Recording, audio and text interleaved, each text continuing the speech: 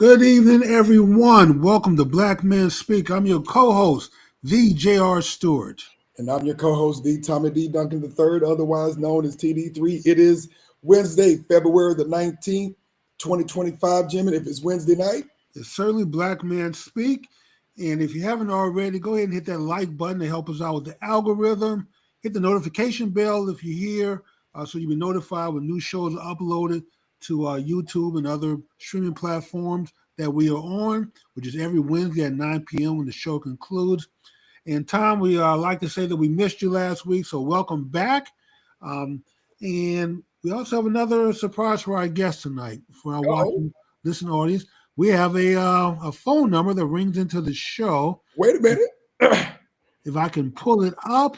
So if you're interested in participating on the show, give us a call, and we will certainly add you in, and you can ask questions, make comments. And you don't have to wait till the last 5 minutes of the show to chime in. Give us a call anytime. The number is 972-497-2281. So we're looking forward to hearing from everyone who's watching the show. And if you're here watching the show live, invite a family member or a friend or a coworker so you have something interesting to talk about for the rest of the week. With that being said, Tom, let's do what we do best, which bring information about the Black community to social media. All right, folks, we would like to thank everybody for joining us this Wednesday and every Wednesday for Black Men Speaking. We certainly hope that you all enjoyed our throwback show last week, but we are back on it, folks, and we've got a lot of catching up to do. You know, as we talked about in the early part of the year, we're going to bring a lot more business-oriented content, entrepreneurs, folks who are growing our economy so that we can continue to eat our own cooking. I ain't going to call it dog food because we don't eat no dog food here. But with that being said, we have a couple of stories to start out this week, folks, and then we've got a few sports articles that we needed to catch up with. But before we get to the stories, we have homage to pay to a couple of ancestors. Some of these folks, you may be aware of them, some of you not, depending on what age you are and what you like to do. But I am going to start with one that's probably about a week and a half or so ago. The honored, hallowed Harry Stewart Jr., who is one of the famed Tuskegee Airmen fighter pilots, passed on February the 2nd, probably a couple of weeks ago. He was a retired lieutenant colonel and a decorated World War II war hero who broke barriers as a Tuskegee Airman and earned honors for his combat heroism. Became an ancestor just a couple of weeks ago at the tender age of 100 years old, Jimmy. So he definitely broke the barriers. I think the average age, at least within our community, among men is about 69 years old. So he lived a very long, healthy life.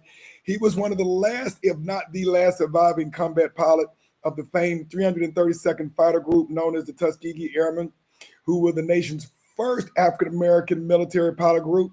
He earned the Distinguished Flying Cross for downing 3 German aircraft during a dogfight on April the 1st, one day in 1945. He was also part of a team of 4 Tuskegee Airmen who won the U.S. Air Force Top Gun flying competition in 1949, although their accomplishment was not even recognized. You know, Tom, that was the first Top Gun competition in existence, and they won it. Yeah, but of course, they weren't recognized until decades later. Probably no surprise. Born on July the 4th, yes, Independence Day for this country anyway, in 1924 in Virginia, he and his family moved to New York. And when he was young, he dreamed of flying as a child when he would watch the airplanes lift off from LaGuardia Airport. And according to his book entitled Soaring to Glory, a Tuskegee Airman's firsthand account of World War II, for those of you who, like us, like reading books, he had a personal account of his life. In the wake of Pearl Harbor, an 18-year-old Stewart joined what was then considered an experiment to train African-American military pilots for battle. The unit was sometimes known, of course, as the Tuskegee Airmen, where they trained in Alabama, or the Red Tails because of the red tips on their P-51 Mustang fighter jets. He hoped to become a commercial airline pilot after leaving the military, but was rejected because, of course, he was Black. He went on to earn a mechanical engineering degree from New York University. He relocated to Detroit and retired as vice president of natural gas of a natural gas line company. Stewart told Michigan Public Radio in 2019 that he was moved to tears on a back then recent commercial flight when he saw who was piloting the aircraft. He said, "When I entered the plane, I looked into the cockpit and there were two African-American pilots. One was a co-pilot, the other was a pilot. But not only that, the thing that started bringing the tears to my eyes," he said, "is that they were both female." Well, Tom, I want to just add to the comment.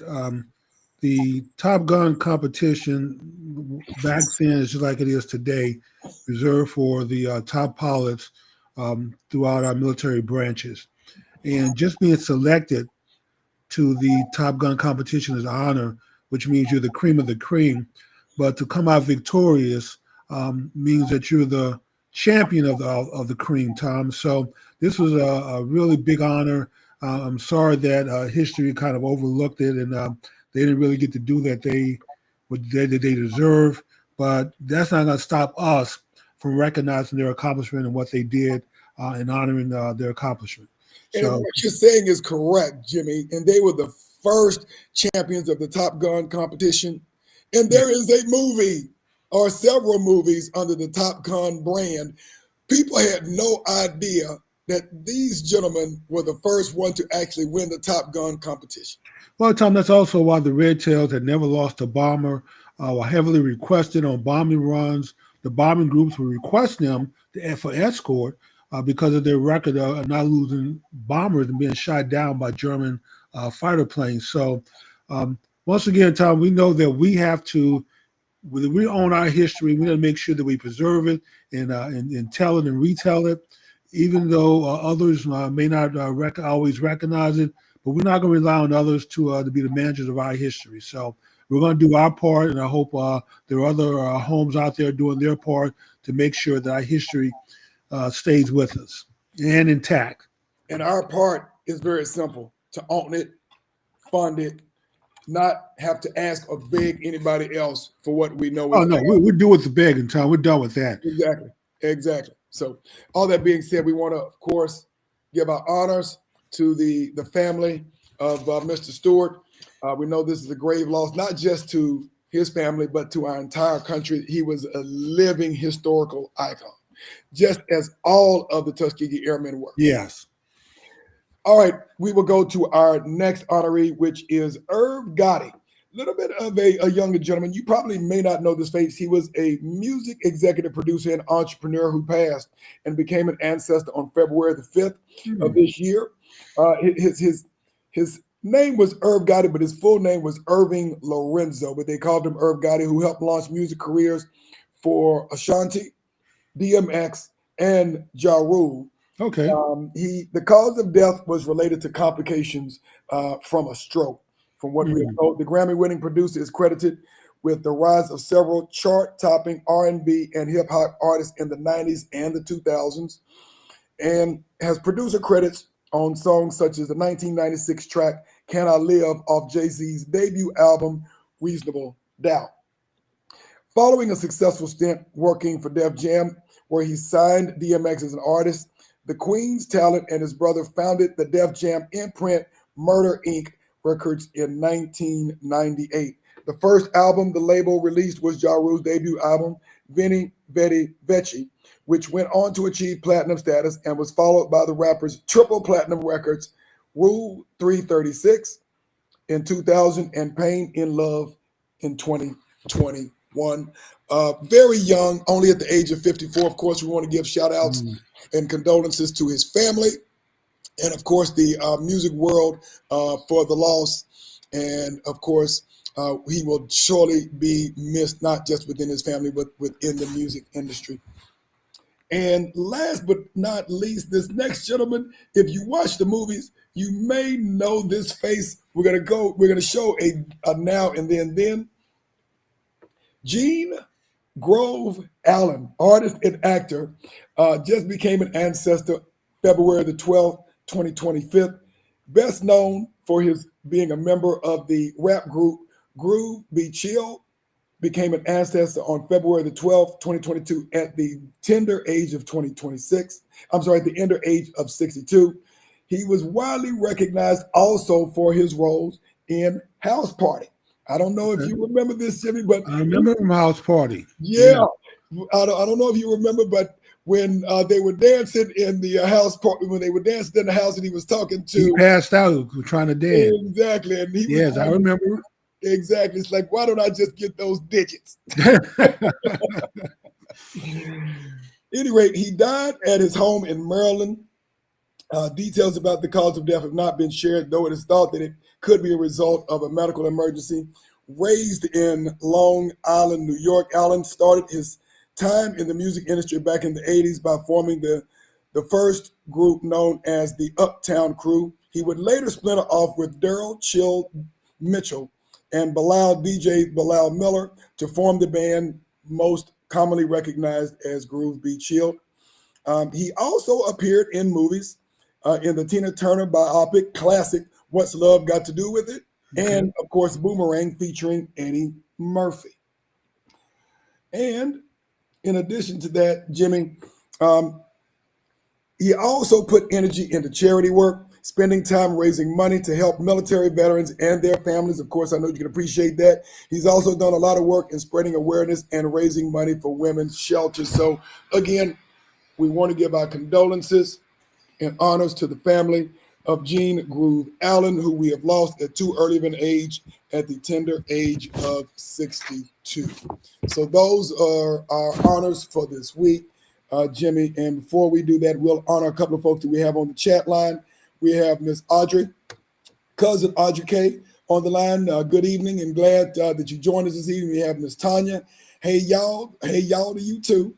We have Brother Frederick V. Roberts, Esquire, out of Prairie View, Texas. And then Miss Marion on the chat line as well. For those of you out there who are watching, make sure, if you have not done so already, that you go ahead and jump on the chat line. And of course, as Jimmy said a little bit earlier today, make sure that you call in during different parts of the show if you want to contribute to that. So, all right, Jimmy, why don't we go ahead. I'll transition to you. We'll start with a couple of stories in the news, and then we'll go to sports on the back end. All right. What do we have, Tom? All right. A couple of interesting things in a story we've been tracking for a couple of years now, Jimmy. For those of you, most of you, I'm pretty sure, are aware of the tragic incident with a young man by the name of Ralph Yarl, who was shot by someone after he went to his home accidentally, because the name of the street sounded like the one he was supposed to be going to, and he was shot in the head and then in the arm. But what we have found out today, Jimmy, is that the 86-year-old man who pleaded guilty recently to shooting Ralph Yarl has now died. Prosecutors of Clay County, Missouri, said just today the prosecutors did not say how or when he died, but he was facing up to 7 years in jail after reaching a plea deal and was awaiting sentencing on March the 7th. Yarl's family members said in a statement that Lester never apologized for what he did, and instead he and his attorney used every legal maneuver possible to delay accountability for the crimes that he committed. And I know we have been tracking this for quite some time, Jimmy. It is a interesting and unfortunate demise to the end of this story. Well, Tom, we don't wish death on anyone, so I'm not going to do it here. But I'm going to say I was not happy with the plea deal. 7 years really, means 3.5 to 4 years with good time and good behavior credits that are being given out today in prison. So in 4 years, he would have been out of jail and moving on his life, while that young man is graveyard dead, and his family is grieving. So justice was not served. There was nothing just about a 7-year sentence for killing a young man. So, and he didn't kill him, but he injured him irreparably because of the damage, because he did shoot him in the head. Okay, Tommy eventually died from those wounds. So, But anyway, I still don't think justice was served in this particular case, man. So, but it is what it is, and so I guess God had a way of taking care of it. Karma, sometimes comes back on you, and maybe in this particular case, it came back on him. So, what he did was wrong, Tom, and he never accepted responsibility for it. He never apologized to the family for it or to that young man. And accepting a plea deal for a second degree. I don't know. I don't know if it was involuntary or just homicide, but 7 years for the life of a person doesn't seem like a fair exchange. So it doesn't seem just to me. And unfortunately, we live in a country today in a time where, it is strangely enough surprising when someone is even sent to trial, God forbid, convicted of a legitimate crime in this country if it happens within our community, Jimmy. So, it's a strange set of circumstances that happened here. Obviously, it shouldn't have happened. Very sad story. We, of course, wish the best of luck to the Yarl family. Actually, interestingly enough, Jimmy, I had an opportunity because he wanted to go to Texas A&M University. And, that was one of his dreams. And, we'll see if that still happens. But all that being said, we want, of course, send our best wishes to his family. Would have loved to have seen this actually go to trial. That wasn't going to happen because he accepted a plea deal. But, there is, I guess, some closure in this sense since Mr. Lester did end up passing. So did he survive the headshot wound? I thought he died survived for his headshot wound. Yeah, he survived the headshot. Okay, well, I take that back then, but still, justice still not served. For 2 gunshot wounds, a shot to the head, Tom. So, but I'm glad he did survive. I thought he passed away for some reason. No, he did not. He did not pass away. Okay. So, all that being said, we wish Mr. Yarl the best of luck in his academic pursuits and his professional pursuits. And of course, we're going to continue to send up our prayers for his strength, his success in whatever he does with his life and or with his career. And of course, this is, the face that we will ever now be immortalized, of course, because he is also an aspiring musician. Okay. All right, Jimmy. Next story. Very, very interesting story, somewhat international story, but something that I thought that was pretty interesting for those of us who studied historical antiquity. Until recently, the most recent discovery of a tomb of the Egyptian dynastic pharaohs and kings was King Tutankhamun in 1922 until recently. Literally today, it was validated that King Thutmose II's tomb was undiscovered, but has now been verified, who was one of the kings of the 18th Egyptian dynasty.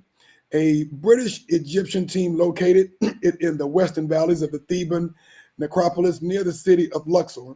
Researchers had thought the burial chambers of the 18th dynastic pharaohs were on the other end of the mountain near the valleys of the king. And until recently, it had been over 100 years since a major discovery of this nature has happened. He said the discovery solved the mystery of where the tombs of the early 18th century dynastic kings are now located. Researchers found Thutmose II's mummified remains 2 centuries ago, but his original burial site had been never located until just recently. New Kingdom Research Foundation, the archaeological group, said the location and the entry of the royal tomb of Thutmose II, who ruled for almost 3.5 thousand years, was finally discovered. He was an ancestor of King Tutankhamun, who is commonly known. His reign is believed to have been from around 1493 to 1479 BCE, and he is best known for being the husband of Queen Hatshepsut, regarded as one of the Egyptians' greatest pharaohs and one of the few female pharaohs who ruled in her own right. Jimmy, this is a very interesting discovery. It's been over a century since something of this magnitude has been discovered. And there's a reason why we do this. And it's more than just putting it in a nice museum someplace, Jimmy, but this is pretty significant. Well, Tom, it's significant maybe for a different reason for me. So the Egyptology as a discipline and archaeology as a discipline has been very disappointing. They have yet to get any of this right. We don't know how they built the pyramids. So any explanation that they give about that era and that region of the world has been wrong. The colors of the pharaohs and the queens have been wrong. These are black people that are always depicted as white. Correct. In every movie, every magazine, every picture, the rendition of the pharaohs, in Black Africa, from Libya to the Kush Kingdom to Ethiopia to Kenya. These are all the regions where the royal families of at various times, ruled Egypt.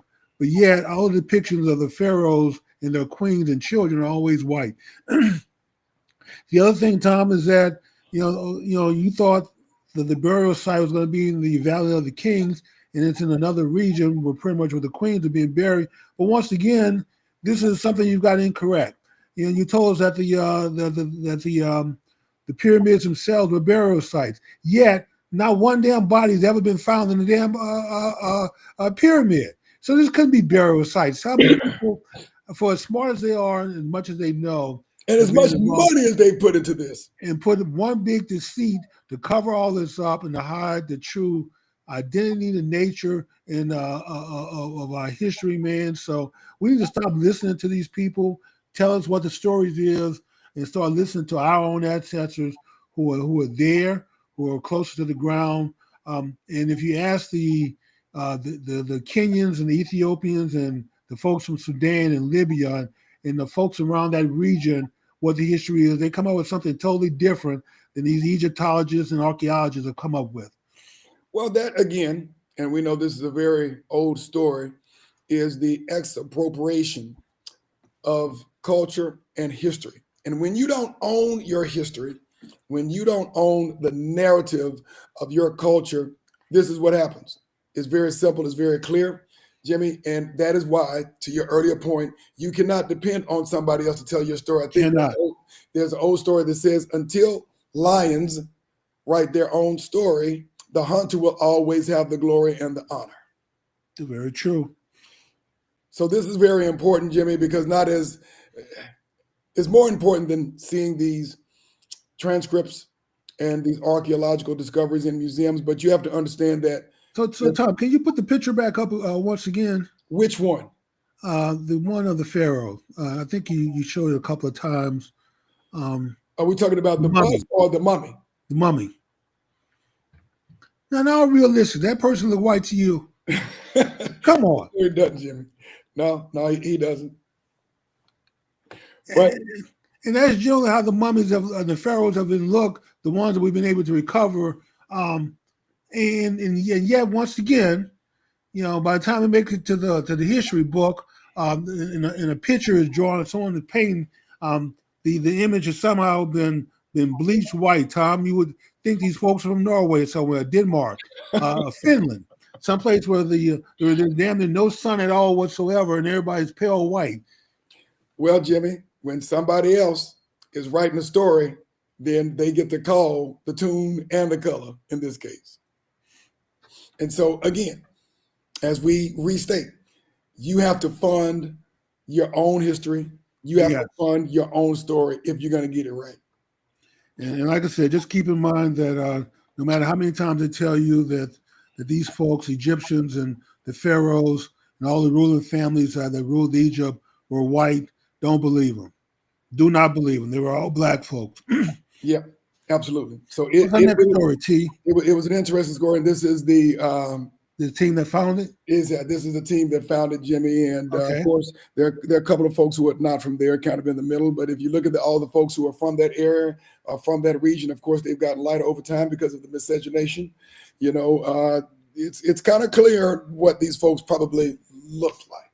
So, all that being said, last story, which we'll probably continue to track, and we'll keep it very quick, is that considering the debt, billions of dollars worth of unfunded priorities on the continent, African leaders have recently approved a fund to provide concessional lending to cash-strapped governments in their region. The facility known as the African Financial Stability Mechanism, or AFSM, will be managed by the African Development Bank. It will have its own credit rating, and it will be able to borrow from international money markets. The call to create the facility was made in 2022 as the COVID-19 pandemic and the war in Ukraine drove sovereign defaults and debt crisis in developing countries. The bank said membership of the fund will be voluntary and open to any member state of the African Union. So they have decided they're going to start funding their own. Well, Tom, I never realized till you sent me the link and I sort of looked at more of the research. I never realized how much control you have to give up of your own spending when you take money internationally. You can't even repay the damn loan because the lenders are mandating that you spend money on certain other items. You may not want to spend money on these items. Correct. You may want to take the money and develop it and use it to develop some other area of your country where the need is more pronounced, or use your surplus to pay down your debt. But the lenders are constantly telling you how much of your surplus you can use to service the debt and how much of it you have to spend on other things, generally money with them. It's not even a loan. This is, we require you to spend so much of your surplus, if you have a surplus, to spend it back with companies that are within our boundaries. So it's very difficult on this current system for these African nations to ever get out of debt and get caught up, Tom. So I'm glad that they have finally decided that they're going to start building their own fund and loaning money to their member nations themselves. And I think they cap outside funds at 20%, which is great, which means 80% of the money is going to come from member nations. They're going to pool their resources to go out and get their own lines of credit, lend within themselves, to keep from having, they think they're going to save 25 or 30 billion dollars over the next 10 years from not having to go back and refinance debt with the International Money Fund. So this is a good first step, Tom. And I'm going to say it, I'm going to continue to say it.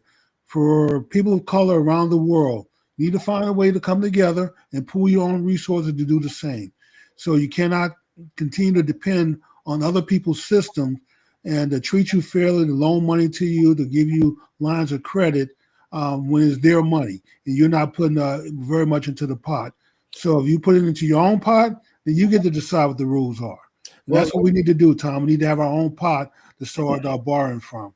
Well, let me kind of take that a little bit further because, other people, Asians, Indians, yes, East Indians, Latin Americans or Latin American countries, they've already been doing this. Yes, they have, Tom. It is time for folks in the United States. It's time for folks in South America. It's time for our brothers and sisters on the continent, which this is a part of, to stop taking money from other folks who have strings attached to it and just making the sacrifice and saying, you know what, if this takes a couple hundred years to do, we are going to become independent. There is no option but liberation, because as long as we've been doing this and as long as we can go back, whenever there's money being lent by someone who is not truly your friend, it's going to ultimately come back to them 10 times. True. That's true, Tom. And we're so busy complaining about how other people are not treating us fairly, especially when it comes to financial matters. We need to understand that we need to treat ourselves fairly. And so we need to start doing for ourselves. So I'm glad to see that African nations are starting to pull away from Western powers. We've already talked about that in several stories. Just recently, the leader of Kenya addressed his nation to say, look, if Western nations no longer want to give us grants and money, that's fine. We just have to start standing up and doing for ourselves, more for ourselves. So this is okay. And Tom, this has to be our message, that it is okay for others not to give us their money. Right. They don't have to treat us fairly. We need to treat ourselves fairly by doing for ourselves. So now's the time to do what everyone else is doing and pull our little resources together, no matter how large or small, but let's make it work for ourselves. And if we have to go out and take out a loan, let's borrow from each other. Agreed. That is what every other community is done. Yes. Being accountable themselves for the growth of our or their economy. so to speak. But you've got to be very intentional about it, Jimmy. I think every other country knows that the continent of Africa is the wealthiest landmass in the world when you look at raw resources and minerals, not just human capital, but when you look at the minerals in the ground, when you look at the amount of wealth that it created, literally building kingdoms and nations, including the United States, within a few hundred years. And they have literally been forced into subjugation because, of course, military action against them. But at the end of the day, Jimmy, this is a very short period of time that we're looking at compared to human history. And so you've got to have, like China, a 1,000-year plan. That's true. I agree. Hey, Tom, we're at the halfway point through the show. Okay. No one has called in. We got the phone number there. And so why don't we do this? We're going to bring back our Black History Contest in the month of March. Okay. And because we do it all year. Huh? Because we do it all year. We do it all year. Yeah. But I'm willing to, Tom, if it's okay with you, for the very first person who calls in with a comment or a question, the phone number is there. Okay. And if you get our AI, it's not voicemail, just hang on and it will transfer you into the show. We're going to award somebody 5 points, Tom, towards our contest for the first caller that gets through with a comment or a question. The number is there, 972-497-2281. All right, that'll work. So just anything? What are they going to call? Anything, Tom. Just give us a call, say what you have to say, or ask whatever question you want to ask. It's got to be a valid historical fact. No alternative facts. Okay. Yeah, we don't want the housewives of Beverly Hills or Atlanta or Compton. That's not our interest. Okay. All right. That'll go. Let's move forward, Jimmy. So we're in the backside of it, and I know that we've had a lot of sports in the rearview mirror, and we've got some sports ahead of us. Way behind, Tom. Let's get to the rearview mirror first. Of course, we had the Super Bowl that, of course, was a not so interesting one. I thought was going to be a little bit more interesting. We'll talk about that, and then we have got to talk a little bit about the trade. Okay.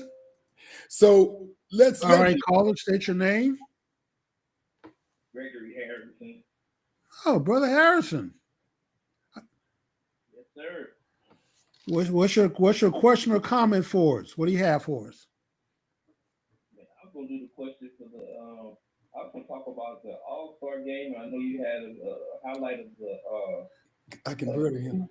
I figured let me stir the pot with a little bit of the All-Star stuff. And it's a little bit hard to hear them from here, Jimmy. So I'm pretty sure some of the other folks may have a difficult time hearing it. Oh, okay. I think he said he had a question about the All-Star game. So, okay. So what's the question, Brother Harrington?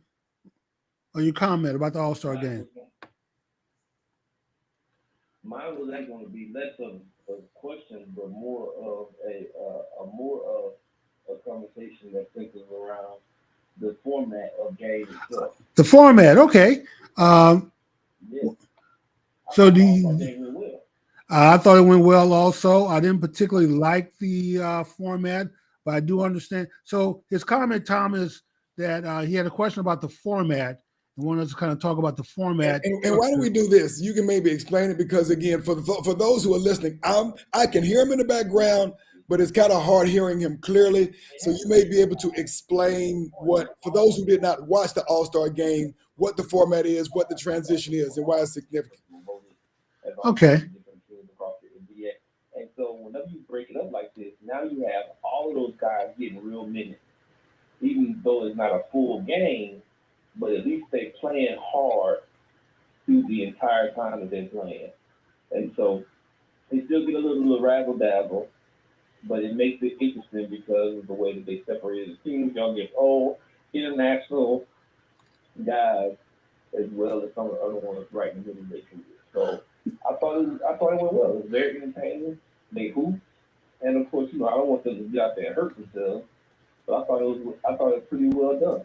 And of course, the dude that's knocking over the car, that was just crazy bananas, super bananas. He jumped and dumped over the real high part of the car, not just the hood of the car, but over the the actual top, the cabin of the car. That is crazy, man. So I don't know if y'all had any thoughts about that, but I thought that was really cool. Well, I'll tell you what, Brother Harrington, we will address your We'll cover comment, that. and then if you don't mind listening, and we'll hang up and give someone else a chance to call in. So his comment was the format, which I've heard a lot of complaints about the format, Tom. And break that down for us, because I did not see it, so I have no Basically, idea. they divide the players into teams, and basically it's instead of like East versus West, it's like a 7-on-7 kind of a structure where all of the players play in the game, and it's like the first to 40. So they'll have various games, and it's East All Stars, 1 against East All Stars 2, West 1, West 2, and they'll play in the 40, and then the winners move on and play the next round. But like I said, it's kind of a format where everyone gets a chance to play. I think that's the mandate for minute wise, and then they of course they pick a MVP based on the overall play. Now, not everyone liked the format, but Tom, let's face it, the All-Star game has been declining in viewership because the effort is just not there. There's no defense being played whatsoever, just an offensive freak show. And so at least this is more like a pickup game, 7-on-7, 8-on-8. I'm not sure how many players on each side, but the first to 40 mean that you really have to hustle, play a little hard, play a little defense to kind of get there. So it wasn't just an open offensive freak show. And then the slam dunk contest was impressive. The young man who won that, I think he's a G League player, but that kid got some springs on him. And that dunk he did over the car was very impressive. Over a car. Over a car, Tom. Yes, over a car. Oh, wow. And picking the ball up from somebody on the way to the rim over the car. Very impressive dunk if you haven't seen it. Okay, I'll have to check that out. I'll have to Google that. All right. Whether you like the format or not, give us a call and let us know your opinion on whether you like and what were the primary complaints again?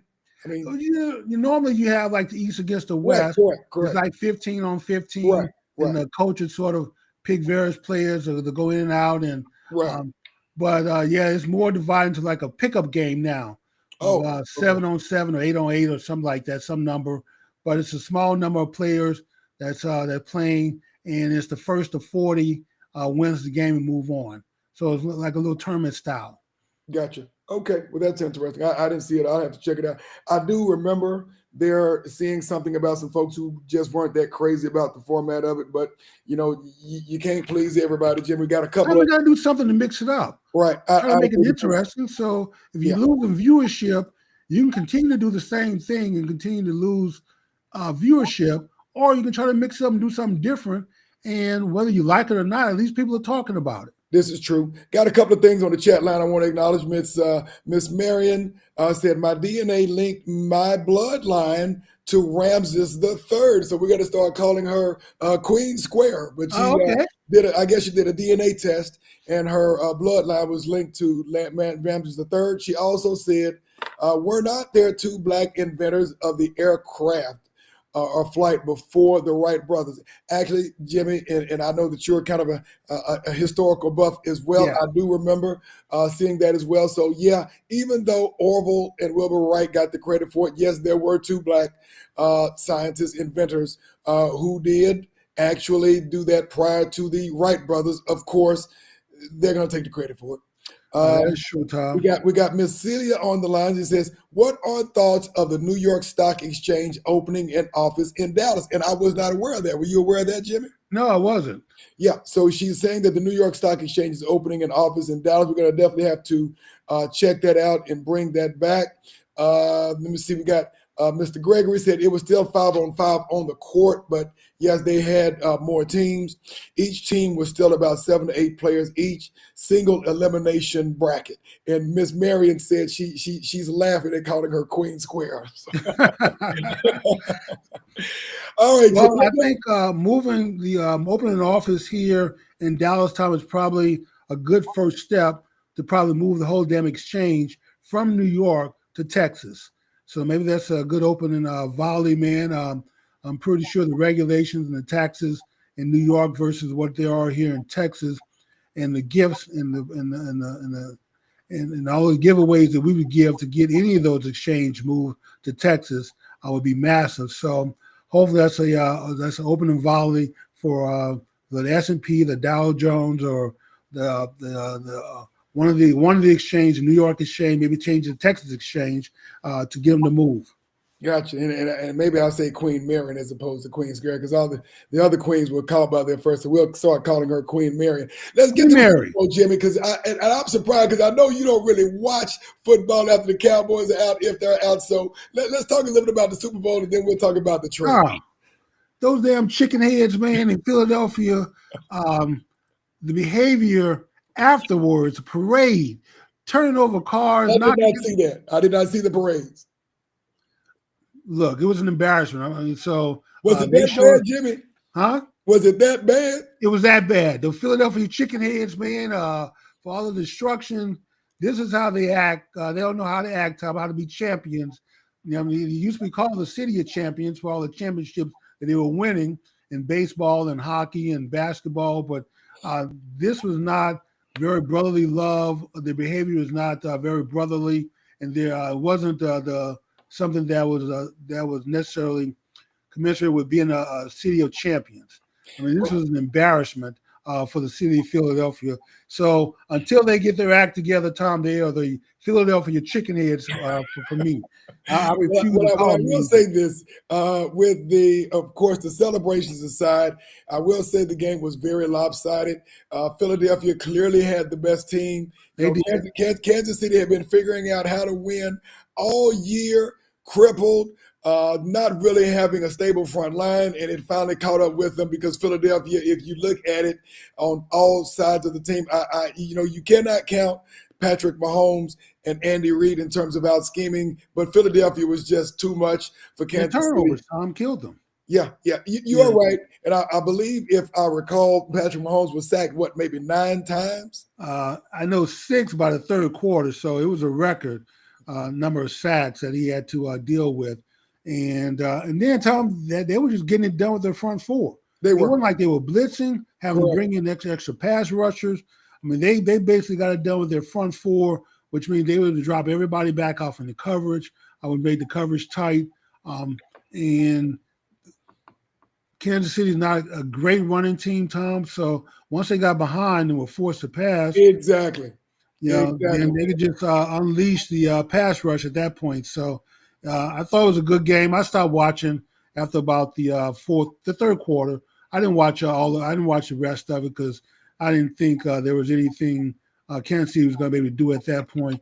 There would probably be another meaningless score or two, but just to make it interesting, which what happened. But it wasn't like they were going to come back and make the game close. Right. And the thing about it, even with it being 40-20, which is kind of a blowout to me, they were completely shut out, that being Kansas City in the first half. Didn't score 1 point, not a field goal. Philadelphia was up 24-0 at halftime, came back out, kind of kept the same thing. And even the points that Kansas City did score towards the end of the game, they were pretty much junk scores. Yeah, just junk scores, Tom, meaningless. Exactly. So it was a even more dominating game than the score showed, and it was 40-22 with a team like Kansas City. But Philadelphia out executed, out played, out everything on all sides, offense, defense, and special teams. And so my hat's off to the Philadelphia Eagles. I was thinking it was going to be a better game.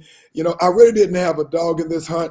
I would have been happy if either team would have won. But quite frankly, Jimmy, the fact that Jalen Hurts is getting a ring finally, and Saquon Barkley for that matter, with all of those bad years that he spent with the New York Giants, and they got rid of him. And then, of course, the first year he's with the Philadelphia Eagles, he gets a Super Bowl ring. Good for him, that being Saquon. And Jalen Hurts, because, Jimmy, I don't know if you remember, but I do remember when Jalen Hurts came out of the league, or he was drafted, and they said that at best he was going to be a gadget quarterback. He was not going to be a starting quarterback. He just wasn't that guy. And for him to get a Super Bowl, and he wasn't just a side part, but he was the centerpiece of what literally delivered the ring to the Philadelphia Eagles. I'm extremely happy for Jalen Hurts because they did not give him a chance when he came out of, I think it was OU, came to the NFL, and at best they said he would be a good backup quarterback. That is true, Tom. So he had to he left out Alabama, went to Oklahoma for his last year, and he started there. Had a really good season. I think he was in the runner-up for Heisman, Tom. But what's wrong with this picture, Tom? That a young Hurts can make it to the damn Super Bowl, win playoff games before our damn $60 million quarterback who's been an absolute bust. One playoff win, Tom, in 9 years. And hadn't come anywhere near an NFC Championship game, let alone a Super Bowl. What's wrong with this damn picture? What's wrong with the picture is you have an owner who wants to control everything, including what's on the field. And so you cannot get a coach who can deliver the goods because you have an owner and a GM and a business master who wants to control what's going on the field. And we already know he's already hired another coach that has very little credibility around the league. I'm not saying that Brian Schottenheimer is not a solid coach, but considering the options that they had coming in, and then Jerry decided to look over certain coaches, then, of course, he talked to Prime, and he hired an offensive coordinator that most of us did not even know was the offensive coordinator for the Dallas Cowboys. Tom, Schottenheimer, I don't know, outside of Seattle, where has he won? Where he was in charge? He wasn't even in charge of. Pete Carroll was in charge of Seattle. I'm not sure what he did in Seattle. We know he was offensive coordinator here in the closet because nobody even knew he was offensive coordinator because the Fluffy Duff was on the sideline calling the damn plays. So what did he do? What has he done to deserve to be head coach of the Dallas Cowboys, the premier franchise in the world that you're heading up? Now he's the second lowest paid coach in the league. Jerry couldn't be that strong for cash, Tom, that they got to go out and get nobody, but pay him nothing to coach the Cowboys. But he is that hard up for control, complete control of the team, and that's exactly what he got again. I used to call Jason Garrett the placeholder. Well, this is placeholder 2.0. Found out, Tom, that the Philadelphia coach, I think he played Division II. Sirianni, the head coach, Sirianni? Yes. Okay. Played Division II or Division III football. But wherever he played, they had won a couple of championships. And, Tom, this guy has been – people just says he has that winning personality, that he doesn't sleep. He's not going to rest until he conquers whatever he's going out to conquer. You need those types. Jimmy Johnson was that type. You need the kind of people that just can't sleep or can't have any peace in life if they're not winning. You know, you dislike losing so much that it totally disrupts your life where you have to go out there and whatever you're doing, ping pong, coaching Little League basketball or coaching the NFL team, you absolutely have to be a winner because you can't have any peace in life if you're not. That's the kind of personality you have to hire to coach in order to win. If you get somebody who's okay with losing, then you're going to have an okay loser. Yeah, and I find it very interesting, and we'll see what happens. But, of course, you know, you had Dan Quinn. 1 year, he takes the Washington Commanders to the NFC Championship, ends up losing to the team that wins the Super Bowl. We just found out recently that Kellen Moore, the former offensive coordinator for the Dallas Cowboys, is now the head coach for the New Orleans Saints. New Orleans got a couple of pieces to fill. They need to find a quarterback. They have a couple of other pieces to fill. They do have Alvin Kamara, but we'll see what happens with the New Orleans Saints. But Tom, we were told by Fluffy Duff that he was the problem. Yep. And that he got fired. he called too many pass plays, wasn't enough run plays, wasn't enough balance, even though we were leading the goddamn league in offense at that time in scoring. And he went on to do the same thing in Philadelphia, and probably going to do the same thing with the Saints. So, and then as he goes on to great success, our offense just damn near fell off the map. We can't run the ball. We can't throw the ball. Yep. And a couple of, I want to go ahead and acknowledge a couple of notes that we have on the chat line. Cousin Audrey K, we were talking about the Super Bowl at the time. K-Dot halftime performance was excellent, that being Kendrick Lamar. I didn't really pay that much attention to it. I didn't either. But there were a lot of folks who, it was the highest rated halftime show, I think, since actually he eclipsed Michael Jackson as the highest rated halftime show. But it was very well marketed, and I guess with everybody knowing that, that's what happens. And so money drives marketing, drives eyeballs. Let's see what else we got. Downhill, okay. Queen Marion says downhill after Jimmy. Yeah, you're right. Downhill after Jimmy Johnson. So I think he got a 3-year contract. That is Brian Schottenheimer, correct? Yes. So three more years of, I guess, mediocrity. Well, supposedly they're bringing in Jason Witten, the tight end, former tight end, to be a consultant and maybe coach in the wings, just to kind of prepare him to be a head coach. How is that going to work? That your replacement, you got a short contract, 3 years, not a lot of time for a head coach for a team that doesn't have very much talent. And then your replacement is already in the wings, being hired and groomed and coach to take your place. And again, that's Jerry doing this. Yes, puppet master, got pulling all the strings. Gotcha. Yes. Brother Gregory Harrington says, love Jerry Jones, and that's because he is a New Orleans Saints fan. Well, we keep sending them winning Super Bowl coaches, so they should put an asterisk at the bottom of that trophy, thanking the Dallas Cowboys for sending them Peyton and now sending them their current coach. Kellen Moore. If he goes on to win a Super Bowl with them, that's 2 of our assistants that we sent to the Saints turn them into winners. And for those of you who did not know, who are not prodigious football fans and watch what's going on the sidelines, Kellen Moore just happened to be the offensive coordinator for who? The Philadelphia Eagles, who just won a Super Bowl. Super Bowl. Go figure. Used to work with the Cowboys as offensive coordinator. Back when we could run and throw the ball. Exactly. And they hire an offensive coordinator who wasn't calling plays. Go figure. Tom, nobody even knew Schottenheimer was the offensive coordinator. I didn't until they announced him. Where did he come from? It's like, well, he's been on the Cowboys as an offensive coordinator for 3 years. I did not know that. It's like people say 3 years. Yes. No.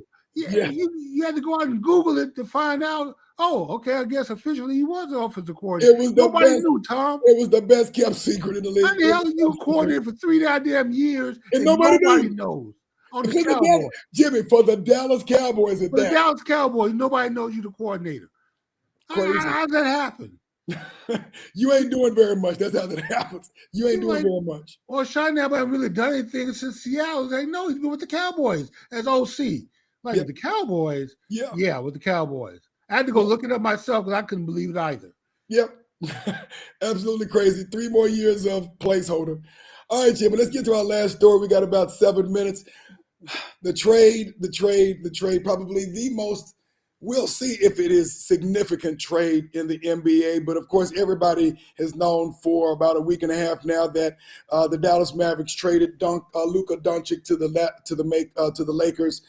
They end up getting back AD, Anthony Davis, who of course was the forward/center for the Lakers, Jimmy. And this has been probably what some consider to be the biggest trade in NBA history. Okay, and I am glad they pulled the trigger. Not that I didn't like Luka, I did like him. But, Tom, too much complaining with the refs when you don't get a foul call. He doesn't play defense. And then whoever he's guarding, you pretty much going to have to roll the coverage, defensive coverage, to guard his man because his man's getting ready to drive right past him. So he plays very little defense, and his only rebounding is pretty much when he's under the goal by himself and the ball falls in his hand. It's not like he's down there banging bodies and fighting for position to get a rebound, to block a shot. If he steps into a passing lane to get a steal, that happens every now and then. And when the ball falls in his hands because nobody's under the goal with him, he may get a rebound, but that's pretty much it. And some scoring. Now, he's good for, I think he was averaging 28 a game this season till he got hurt. But we know he's capable of putting up 40 and 50. Easy. He had a 70-point game in his career, so he can score. But, Tom, for the 28 points that he's been averaging, AD is giving you 24 a game when he's healthy. And then when you throw in Christie is now averaging 18 points a game for us. So last time I checked, Tom, that's 42 points right there in offense. So we can replace Luka's offense with AD and Christie. But on top of that, AD is going to give you rebounding, rim protection, and a true power forward. The problem with AD has been playing out of position. He doesn't want to play the 5 position. Correct. He's got to go down and bang with those big guys. Correct. But at the 4 position, he's perfectly suited for that. That's where he's always wanted to play. And Dallas doesn't really have a 4. We have 3 5s, and then we have PJ Washington and Dunwoody. Yeah. But we don't really have a true 4. We have some 3s that are playing above their pay grade. So AD really gives us a true power forward. And we now have some point guards. We have guards. We have small forwards. We have a power forward. And we got 2 really good centers in Blake Lively and Gafford. But when Blake Lively got hurt, Gafford started pumping in 20-plus a game just on his own. So when the Lakers are fully healthy, if they can get healthy by the end of the season, these last 25 games or so, and get healthy, get their team roster back together, they will win a championship, Tom. That's my prediction.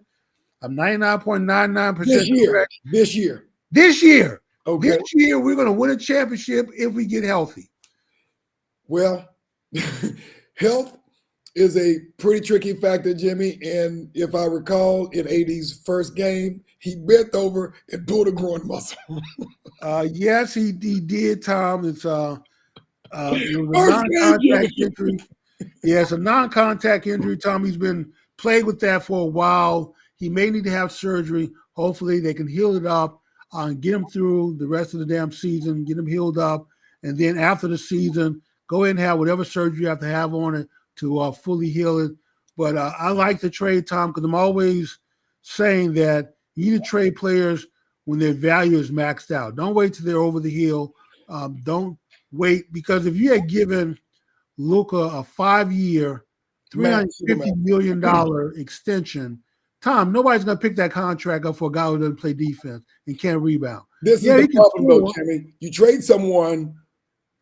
Luke is what, 20? He's 26, 27. He's young. 27 for a guy who's 32. Right, Tom, but we got to look at it this way. When the injuries start popping up on you, Luka's overweight. He's out of shape. Every damn year he comes to camp overweight and out of shape. Correct. And this is the heaviest he's been.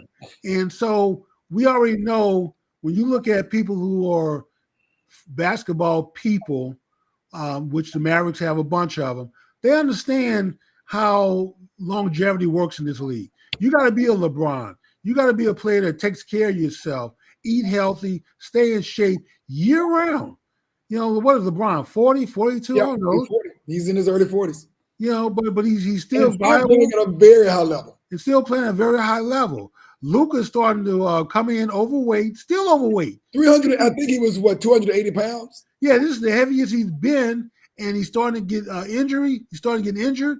And so if he doesn't improve his conditioning, which the Mavs have been on him for years now to improve his conditioning, it hadn't happened, Tom. So they already know what's going to really happen. He's going to come in heavier and heavier, and the injuries are just going to keep piling up. And for $350 million guaranteed, do you really want to roll that dice?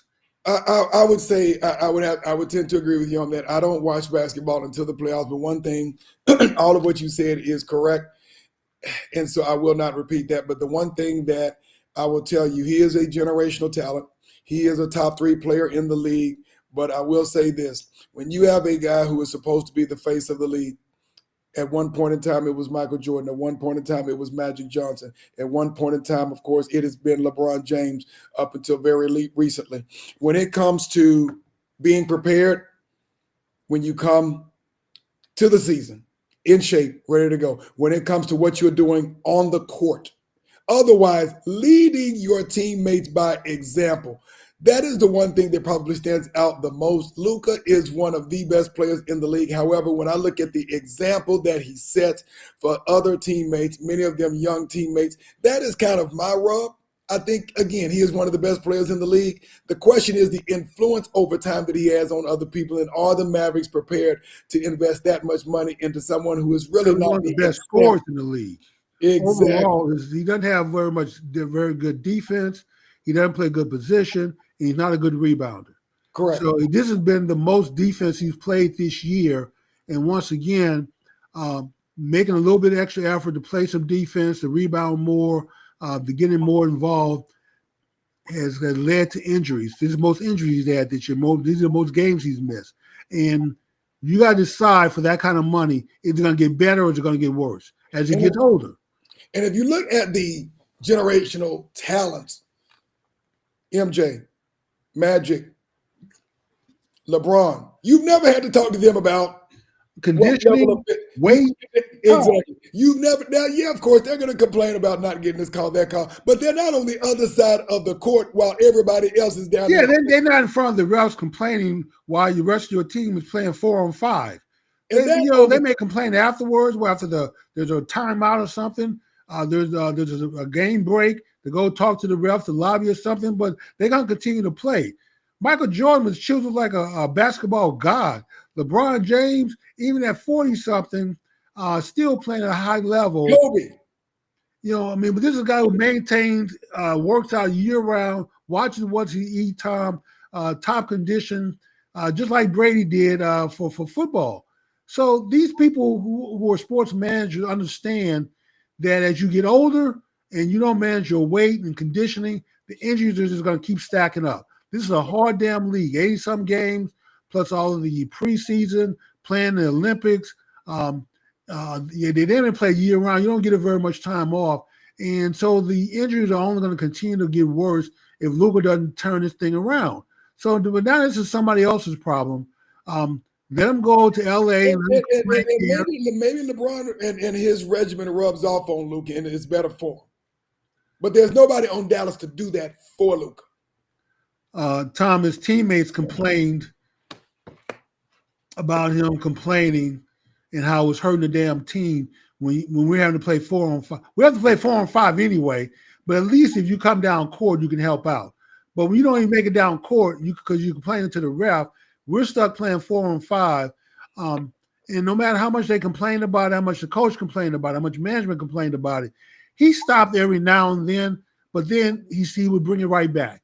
That lets me know, Tom, that he doesn't really give an F, and excuse the language for I know it's a family show. We don't really care about what anybody else has to say. You meant frog. You don't give a frog. That's right. We don't slam the front door. But he doesn't care, Tom, about what anybody else's care, what everybody else's think, because he's a star. He's the face of the team and the league. But hopefully this humbles him a little bit, and maybe he does get it in the gear. I mean, $125 million worth of humble, because he lost $125 million. Yes, the 350 is off the table. I think the most that the Lakers can offer him is what, 250, 225? Yep. And let me see. We got Gregory. Lakers got the best part of the deal. Vincent. Kyrie is a veteran, which means obviously Kyrie is still a unique talent in the league. Obviously, he is not at his prime, but he's still obviously a leader on the court. He speeds up the game. He pushes the ball up the court. Luka scores you 50 points, on the high end, but he slows the game down. And the Mavericks have a very young, talented team. And I think Kyrie, now that he has the keys, can make their game go a lot faster. I will say this: I think Kyrie is a free agent coming up within the next year or so. And so that's the other thing. Where do you go from there? Well, on top of that, Tom, here's the other thing to consider. Some teams like Oklahoma and a few others have figured out that when Luka gets the ball, you let him dribble, play around until there's 5 to 7 seconds left on the shot clock, and then you double him and force the ball out of his hand. So he's either going to take a quick shot or he's going to pass it to someone. They not have very much time to do anything. That team, the ball moves much better when he's not on the floor. I mean, they make the passes, they push the ball. There's much more fluidity with the offense when he's not there. So I disagree that the Lakers got the better of the trade. When we were hoisting up that NBA trophy this year as world champions. That's your prediction. we'll see who got the better end of the trade at that point. Like I said, if the Mavericks can get healthy, which is just the goal, I don't care if we're in the play-in at the end of the season. None of those scrub teams are going to beat us when we're at full health. The play that we get from our 3, our 4, and our 5 is being superb. And then the point guard play with Irvin and Christie has been outstanding. So the Mavericks got hard. They have scores. We have bigs. We just got to get everybody healthy. All these damn injuries have been plaguing us. But even with all these injuries, Tom, we still find a way to win the last 4 of the last 5 games. All right, well, we'll see what happens, Jimmy. We are out of time, a little bit over, but I think this was a very robust conversation. I want to thank everybody who joined us this evening. I want to thank everybody for all the comments that you have provided. Of course, we'll look forward to seeing you on next Wednesday for another great show. Come back next week and don't be shy. Call a number, join the show, share your comments with us, and add to the conversation. So this is your show just as much as it is ours. Absolutely. You all have a great week and a great weekend. We will see you next week. Good evening, everyone.